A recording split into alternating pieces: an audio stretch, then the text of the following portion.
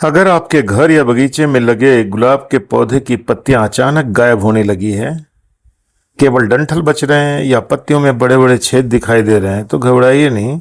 इसका सबसे बड़ा कारण एक पत्ती खाने वाला कैटरपिलर, जिसको हम लीफ ईटिंग कैटरपिलर कह सकते हैं, ये हो सकता है।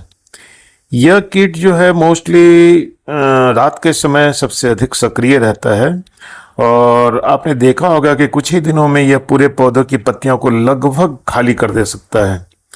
यदि समय रहते इसका नियंत्रण नहीं किया जाए तो पौधे की वृद्धि रुक जाती है, फूल कम आने लगते हैं और पौधा कमज़ोर हो जाता है।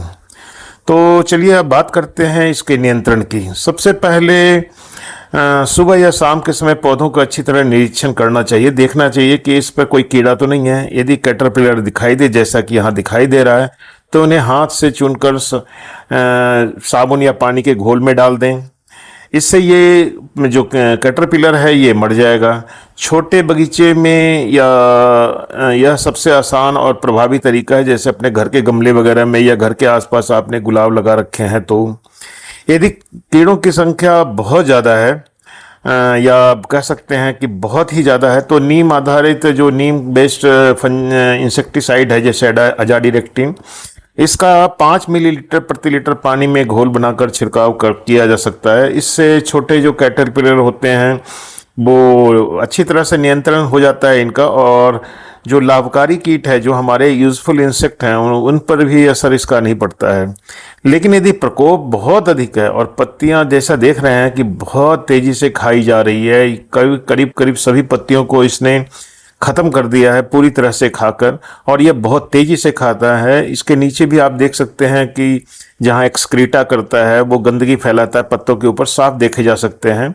तो स्पिनोसेट जो होता है उसका लगभग 0.3 ml प्रति लीटर पानी, या दूसरा इंसेक्टिसाइड जैसे इमामेक्टिन बेंजोएट वगैरह है, थोड़ा कॉस्टली होता है, लेकिन आप इसका भी थोड़ी मात्रा जैसे 0.4 ग्राम प्रति लीटर पानी में घोल बनाकर घर में आप एक सामान्य सा जो हाथ का स्प्रेयर होता है उसमें डाल करके आप इसका सुबह शाम स्प्रे कर सकते हैं, छिड़काव कर सकते हैं।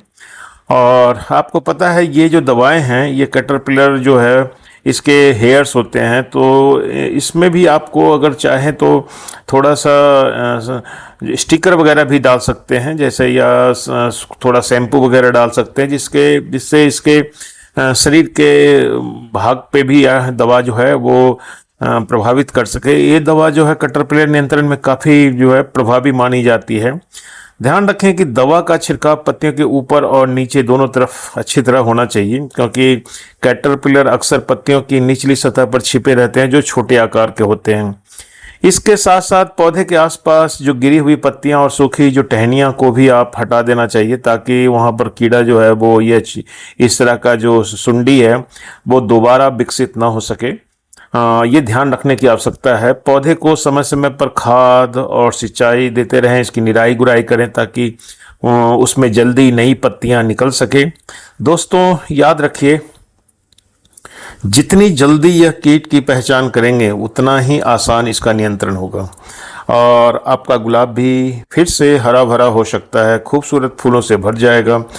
अगर ये जानकारी जो मैंने आपको बताई है, खास करके जो गुलाब के प्रेमी हैं, तो अगर उनको उपयोगी लगा हो तो वीडियो को लाइक कर लें, अपने दोस्तों के साथ शेयर करें, और खेती बागवानी से जुड़ी हुई ऐसी ही वैज्ञानिक और तकनीकी जानकारी के लिए हमारे चैनल को ज़रूर सब्सक्राइब करें।